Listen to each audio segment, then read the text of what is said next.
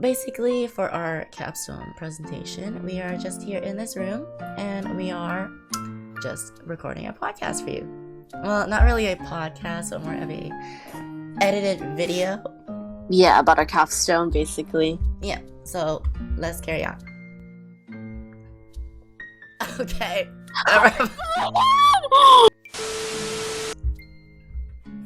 Okay, there we go.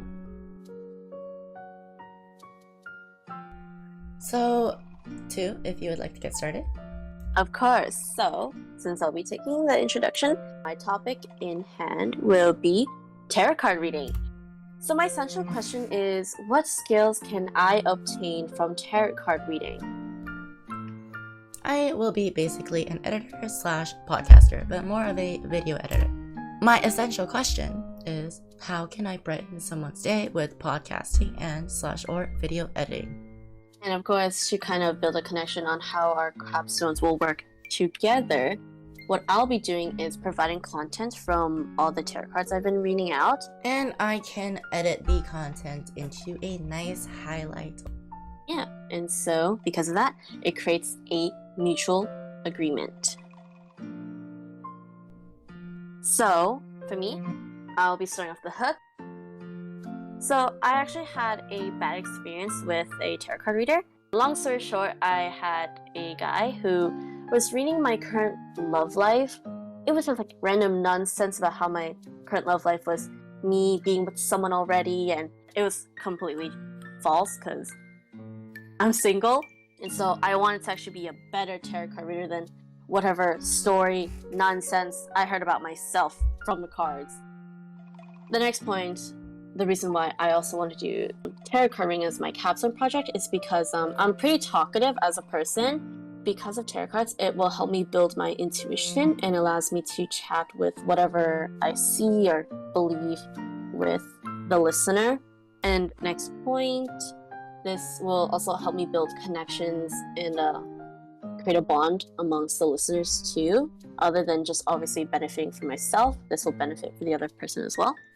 And for mine, as to why I chose podcasting and editing, basically it will develop computer skills for any future related jobs or work, or anything relating to my next point, becoming a content creator as a side hobby.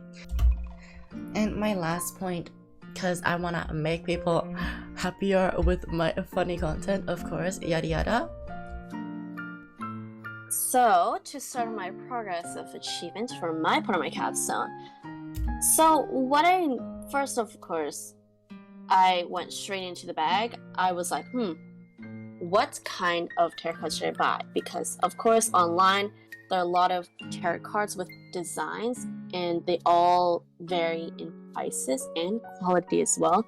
The next thing I also had to consider was, like, what kind of tarot cards box can I afford, of course, because money doesn't grow on trees, and I don't want to spend, like, $100 for, like, pretty cards only. I want it to be pretty and affordable, of course. And the next thing I had to consider was, how can I memorize all 78 stories of each and every card from the visuals given? For the progress of my capstone, these were basically questions I had to ask myself, like what kind of editing software to use, or what kind of music and audio should be used for recordings, and if I'm even gonna get copyrighted if I like put it on YouTube, and how to use like certain editing software like transitions or additional music. And what I found was these two. I used VSDC, free video editor, and OBS, streaming software. So yeah, continuing on to my progressive achievement for my capstone. So when I got the cards, obviously I had to dig a little deeper within the guidebook, and I learned that there's a thing called tarot card spreads, and tarot card spreads are just like layouts of the cards, and each and every card will answer a certain question or read or represent something what the listener wants to know. And the next part that I also had to consider and think about was different art styles can portray different meaning of the same name. Like example, Two of Swords. So the right one obviously represents sacrifices made for the greater good, while the left one just a completely different meaning compared to the other ones. And the next thing I did have to consider was, how do I connect to one card to another? Because that's how tarot card readings go, which is connection. Have you done like a lot of spreads before? Oh yes, I tried doing a 55 tarot card spread, Oh my- and it hurt my brain a lot. It physically hurt my brain a lot. And there were also downfalls for our capstone. Yeah, so my project, it changed 2 times. And then the second part I wanted to do was just being a podcaster. Like, basically, my central question for the podcast was, how can a therapeutic podcast benefit me? And the reason why I cut this out was because it might be too emotional and personal, and I don't think it would be nice or wise to put this out. And obviously, my body piercing question, I had no essential question. I disapproved it myself before VSE disapproved it, because obviously piercing is debatable whether it's like good as a project or not. Yeah, because it's like needles and stuff. Yeah, and for mine, my project just changed once. My essential question for the therapeutic podcast was, how can I make an impact on someone's well-being with music, entertainment, or with therapeutic talk? And I scrapped this idea because honestly, I was just unmotivated, and podcast recording would be like too long and draining for like the capstone. And to carry on for my progress, I had a lot of trials and errors and a lot of successes. Did you have like any other like video editor softwares besides BSDC to use in mind? Honestly, no, I had nothing. Well, I had iMovie, and then I had like another app on my phone. It was called Splice, but that would take too long. I also learned like the basic stuff using YouTube and guides of like how to do transitions or how to like speed up audio, slow down audio.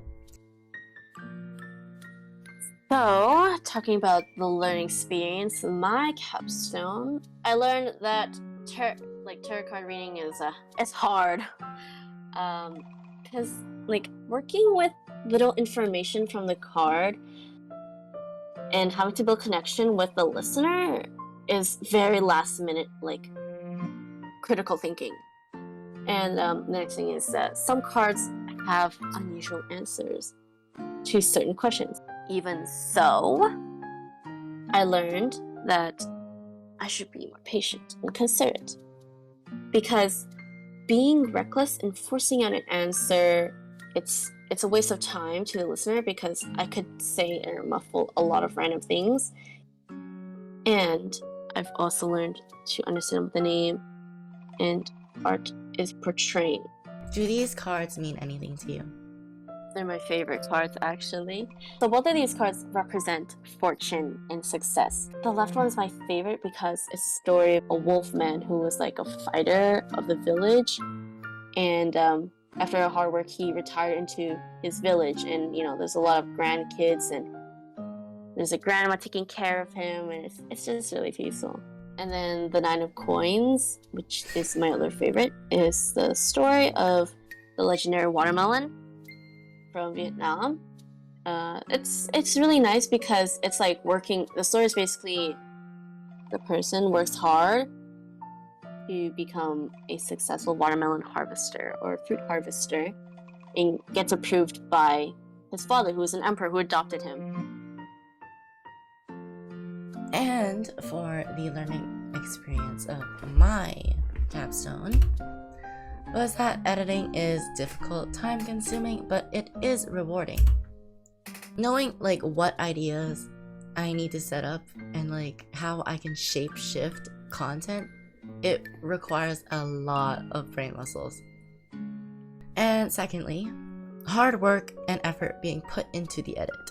This will make sure that the edit is actually like entertaining and it turns out well.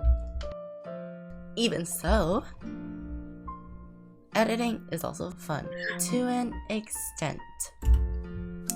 First of all, it is a challenge. It takes a lot of time and effort as well. And to edit also boosts the creative side of the brain. it allows like my expressions to roam a bit. So, for my capstone, I ended up with one tarot card box with the art illustrated by Yoshi Yoshitani. And the other product I ended up with, which I ended up never really looking into, was another tarot card box. Illustrated by Bridget Esselmont. It's just way smaller, by the way. That's the everyday tarot card box. I didn't really spend all that money on anything. I just used like VSDC and then a YouTube MP3 converter and also OBS. For our conclusion. So obviously my special question was, what skills can you obtain from tarot card reading? And the answer is that, number 1, improved critical thinking skills. The next point is observational skills, again, cards and understanding it. So I observe the card and I have to really look into it like I'm at an art gallery. And the next part is more confident in communication. And for mine of how I answered it, basically, number 1, keeping an eye out on significant parts of the content that is given to me. I need to also think about the audience and who it is targeted to. Yeah, just stamp like Coco Melon. This is for like kindergartners. Thirdly, being more open-minded to ideas and like other thoughts. Can like mash them together, or maybe if this doesn't work, then I can take it out or add something else in to replace it. So if you just come back to the recording room with me, and there we go. Hello, so we'll be doing some tarot card readings as kind of a brief demo. I have a lot. I have a whole section full. These are all spreads. Okay, we're not doing that. No, I can't do that.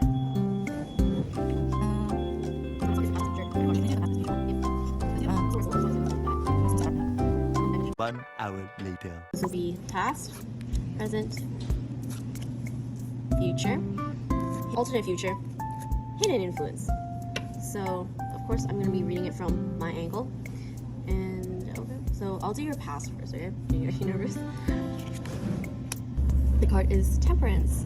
So excitingly, your past was actually pretty peaceful. You didn't really go through any conflicts, it seems like. You didn't really have any like direct or indirect issues with anyone. In fact, you're kind of like milling with a lot of people, it seems. You're just like really outgoing in a way, in a sense, is what I'm kind of reading. Yeah. Okay, so you're present. You see reverse of the Knight of Swords. So swords represent strength. It also represents like wisdom, clarity, kind of feelings. So where you're headed right now in your present is kind of mellow. You're kind of like doing something which you might think is like right for your future, because you're currently like kind of discovering what you want to do right now, right? But of course this card is always like kind of saying like how unsure you might be. But yeah, where you are, like your present now is just kind of unsure, clear, because you're kind of trying to find something which will benefit your future.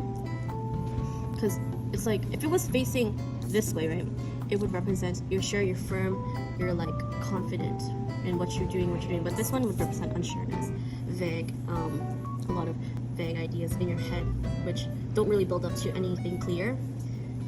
So that's what I could tell you from that one. Your future. The Queen of Wands. Your future is kind of saying like you're gonna be impactful to people, kind of like an influence. How you might feel, how you might act will definitely affect people. So it's more of like an emotional sense of how your future looks. It's not really necessarily saying what you'll be doing, but something you would be doing is, you know, influencing people a lot, because you're going to be like an important figure for that kind of thing. This one, hidden influence. Oh, Jack and the Beanstalk. So the reason why you're kind of unsure with where you're wanting to go for your future. So a lot of new ideas are currently growing right now. So you're like, oh, I see like this option as my career, this option as a job, this job I might be wanting doing, oh, this job pays a lot. So because of that, it's growing into why you're unsure where you want to go. But in the end, you're still going to be an influencer. Not like a social media influencer, you know, but you're just like an important figure to people in one way or another. Your alternate future. So, reverse card of the Page of Coins. So in the alternate future, you're not gonna be the bestest of best with help. In fact, you might be a bit unreliable at times because you're gonna be kind of like focusing on what you think, on what you want to do, right? So you're gonna, basically, you're gonna be selfish. Your future is like currently focusing on your own thing, and you might be closing a lot of connections with people. So you're just gonna be closed off. Yeah. Those are your readings. Is it recording? Yeah. Yeah, It's gotta- not. Ow! Because your phone's too out. Your phone is sticking out like. Do we need my sandwich too? Okay, we need our pizza. Wait, let go. I You're can't. going to think it's because of. Okay, recording. Is this even a good angle? Now, how did you feel about that? I feel like tarot card readings is basically like English. So it's just like, also what I've learned is that, yeah, there's endless answers to what you see. And it's just basically what you think is the answer is, or what you believe the answer is, I should say. It was actually pretty accurate from what I remember. That's actually like how I felt and what I'm going towards. But yeah, I'm glad it was. Oh, and also, the last part that I thought about that we should probably plug in is how we set up the recording of the demo. And then us like a weak thin water bottle Oh, and here it is. a sandwich, like a turkey, a roast beef sandwich on top of it. That's Oh my, legit. This yeah, is we what were did. holding. Oh my god, my tarot card box is on top of it too. Yeah, we were like trying to balance it. I was just trying to fall apart. And then this happened. Yeah, just the sandwich was perfect though. It held it on top perfectly. So this was the legit setup of our video.